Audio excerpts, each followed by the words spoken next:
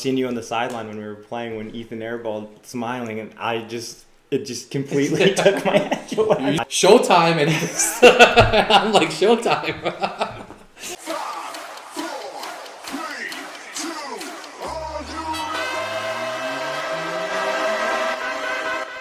Welcome to the Ishawak Sports Podcast. This is a new series to try to get to know the players from Muslim basketball. In this series, we will ask questions to learn more about each player on and off the court. To start off, I invited my favorite player, James, from Team Load. I am super excited, and I hope you guys enjoy this episode. So welcome to our first episode of getting to know the players. First, I wanted to congratulate you for ending your guys' losing streak. How does it feel to win? Feels good. It felt like a must-win this week. You guys remember how it felt to win before? Well, it was our first one of the year, or some could say we haven't won in a year. Our first win of 2024. By winning, you made me right about the prediction last week, so I was 2 for 3 Nice. for the predictions. So how did you hear about the league? So I think I mentioned it in the chat before. I played pickup one time at Mao and met Yasin, and he was the only person in the whole entire group I really know. I think I do know Dylan from last season too. So I got a random text from him saying, "Would you be interested in playing in the league?"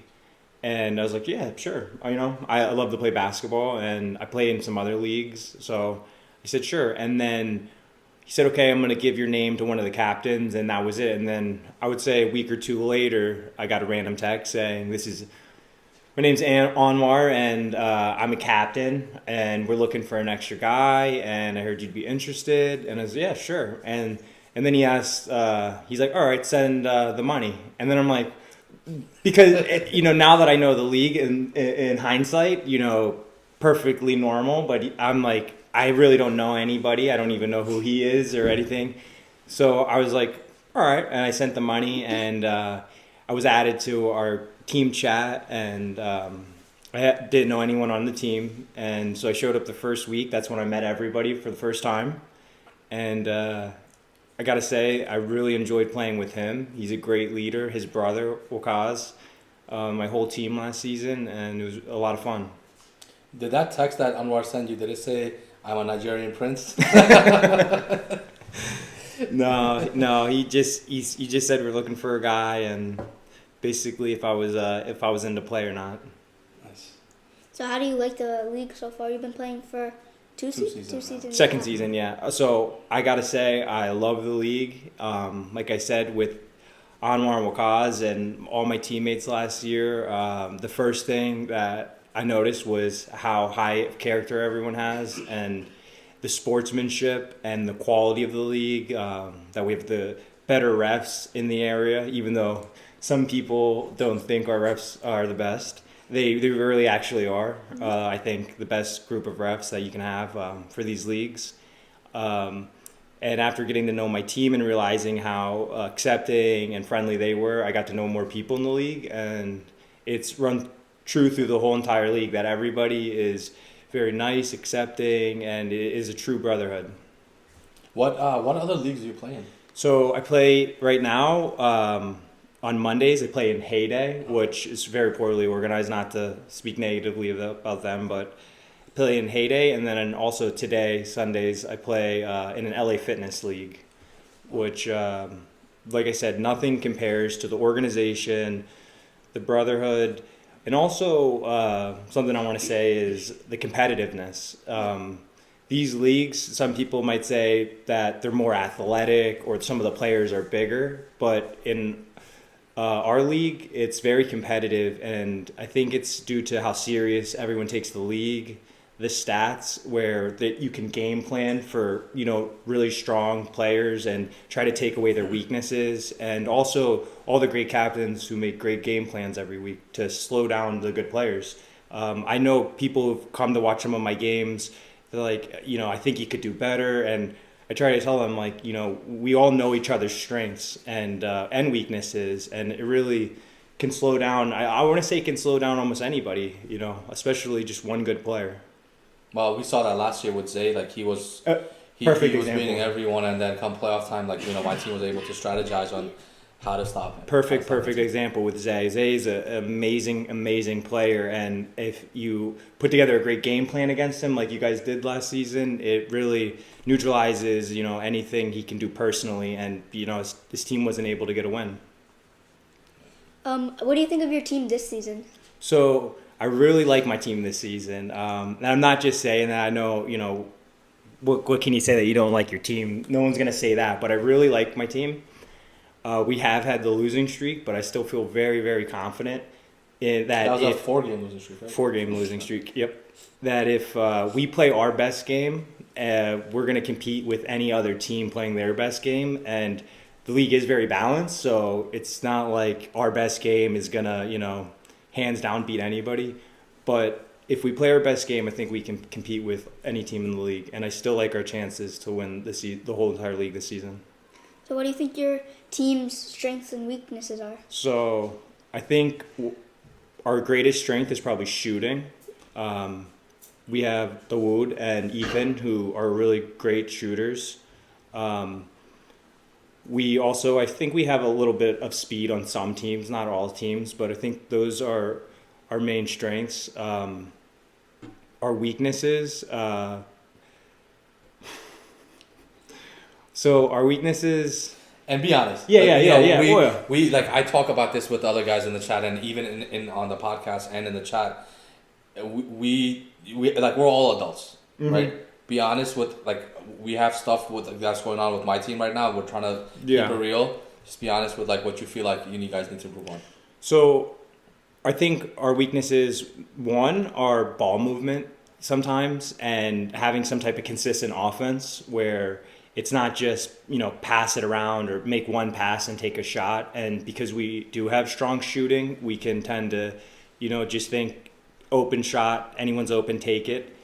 I also think because we do have such strong shooters, we kind of all can easily get into the mindset that we can all shoot great, which I don't think is the case. And that's not a knock on anybody on my team. It's more compliment at what great shooters Ethan and Duwad are. So there's that. And then I also think leadership is something that we've been lacking. And I think Yassine has been doing a great job in growing as a leader. And I think there's a lot of pressure on me too and Akbar to be leaders of the team and keep everybody focused and keep our energy high and not just make a game plan, because I think we do make good game plans, but to follow through with them and make adjustments in games when things aren't going the way they should be going. So I think you mentioned sometimes relying on shooters and then also lack of leadership. I think Yassine falls under both of those things, right? So that's two things Yassine you have to improve on. He was 2 for 2 this week from 3 though. Yep. And he did this week. He got us fired up. He called us out and we needed it. We tend to sometimes just go quiet, I feel like, on the court. And it's including myself. I haven't done a good job of being a leader. And I think last season with Anwar and Wakaz, Anwar is one of the best leaders in the league. And it's easy to just take a back seat and let him direct the team, make the game plan, make all in-game adjustments. I even, to give him a shout out, last season I told him, right away, 2-3 games in, man, you are a great captain, leader, and I just appreciate it so much because it takes that weight off everybody else to have one guy who you can rely on, that he's going to give you good insight, he's going to keep us focused always, and it was really nice. So this season, that's a big adjustment. For Yassine, me, Akbar, we really need to step up and be leaders. So what do you think your personal strengths and weaknesses are? I don't think I've been doing the best this season, but I think trying to bring energy to the team. Been trying to do a better job this season rebounding. I've also been making a little bit more of adjustment to try to score a little bit more, which kind of isn't really my game, but sometimes I feel like I need to know when to do it or not.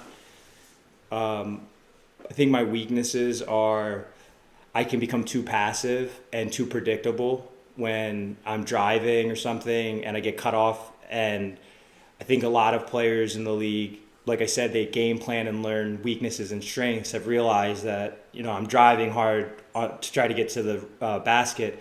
but then I might also be prone to passing a lot, and they can get in those lanes. And I think I have too many turnovers. I think this week I kind of kept them in check, but I think I had a 9 turnover game, which I joked in the chat that might be a league record.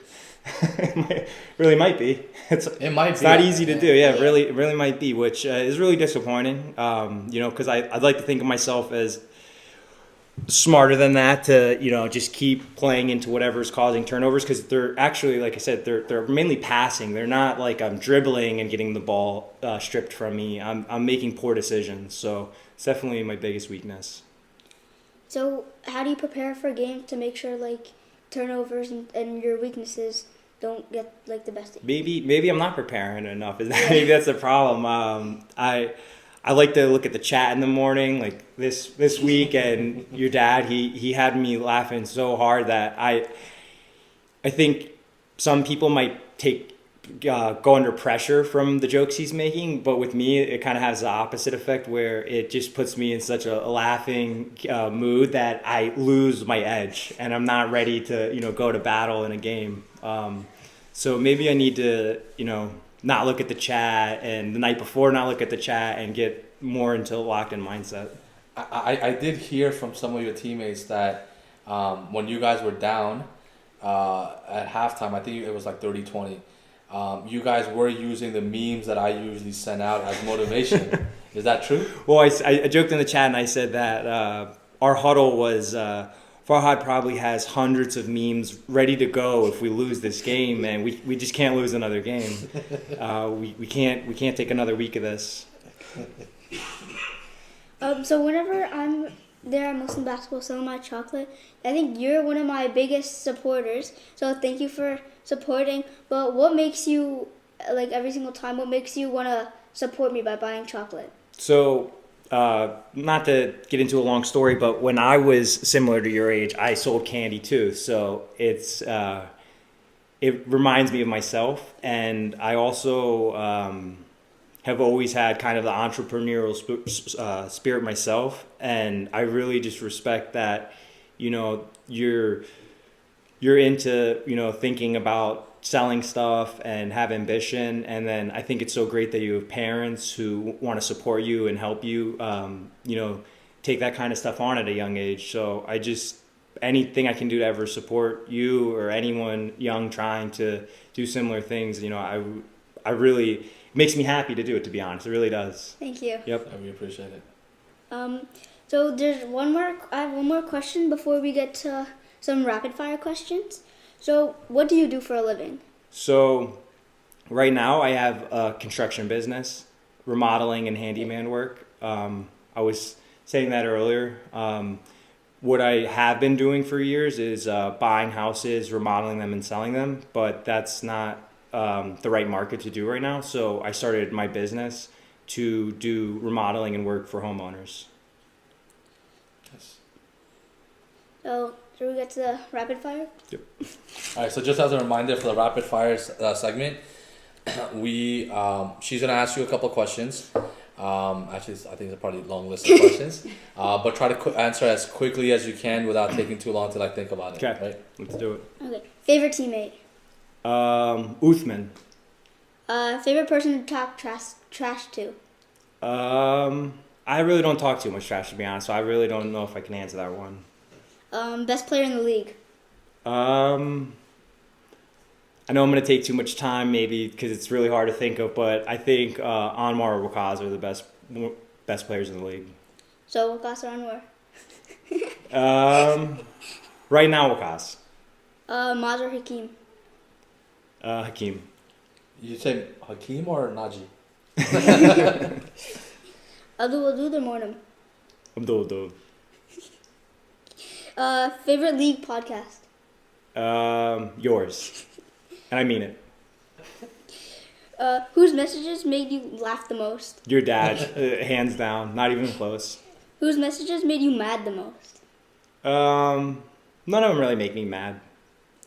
Toughest opponent to play, or do you think that you're going to be playing in the playoffs? Team-wise? Yeah. Monin's team, for sure. The most important question, Hershey's or Isherworks? Isherworks, of course. So, yeah, you answered the right question, and I had a few chocolate bars for you. Oh, thank you. Appreciate it. You're welcome. Is that it for the rapid fire section? Yeah, I think that's it. All right. Anything you want to ask Isha or ask us? I just want to say thank you. I want to say thank you to all the stat keepers, everybody. I know you, all the commissioners, everybody who does all the hard work. I was telling somebody at my game today how we have players mic'd up and they couldn't believe that. Yeah. And it's just really neat to see the league, even though I haven't been here a long time, evolving, and how much everyone really cares about the league and the respect everyone has for each other. So I just want to say thank you. True, from the heart. Thank you. And I think the mic'd up segment this week was something I do want to shout out Yasin and Yusuf for. They thought about that and integrated that into their part of their like social media aspect of it. And I think it was great watching that video of like sounds of the week. Really It was really good. It was really like we're a professional league. Yeah. Like. Yeah. I also wanted to ask you one more question because you mentioned about supporting like Isha and stuff. You're one of the guys in the league that is always speaking up and really supporting like the Palestinian side of the conflict that's going on.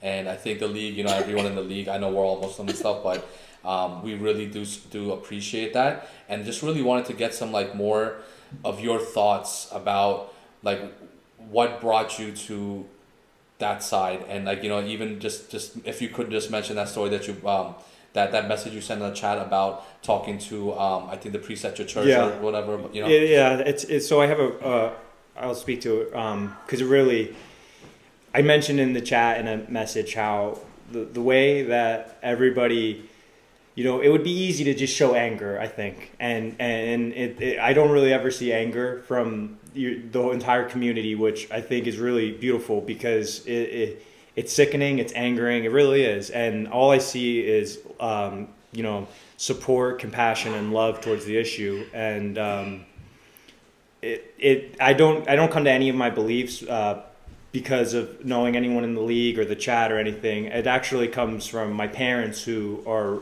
really well-educated people and always, pushed me to not just, fall in line with what the narrative is and to really look deeper into what's taking place in the world, and that world issues are important. I mean, it's easy for us to go to bed every night, to have fun at a basketball game, to say that, our players are mic'd up when there's people who don't have access to a hospital, when there's children, that are in awful subhuman conditions, and we're just over here comfortably out of sight, out of mind. So I think bringing attention to it is super important, and I'm not Muslim, but I think that it's the duty of anybody who is a good person with a heart or a person of God to speak up and say this, what's going on, and talk about it as much as possible. And it's really, I mean, I don't need to, when I say stuff to the group, I feel sometimes like,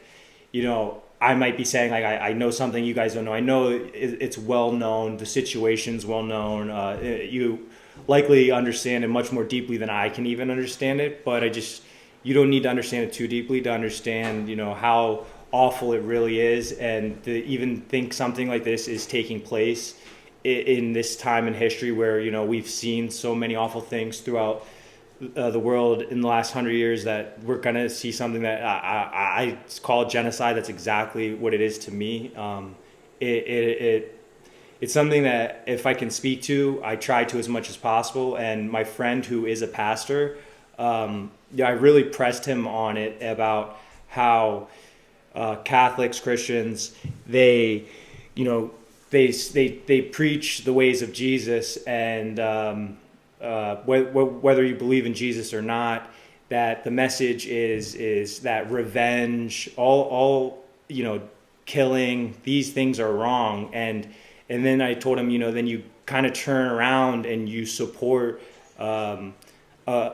genocide and the killing of women, children, and the message of hate, which in my eyes only breeds more hate, more anger, and it's not leading us to anywhere where anyone's going to be safe or the world's going to be a safer or better place. It's just it's devastating. It really is, and I personally, I think all I can do is try to speak to it as much as possible, and especially in groups who aren't aware of it as much.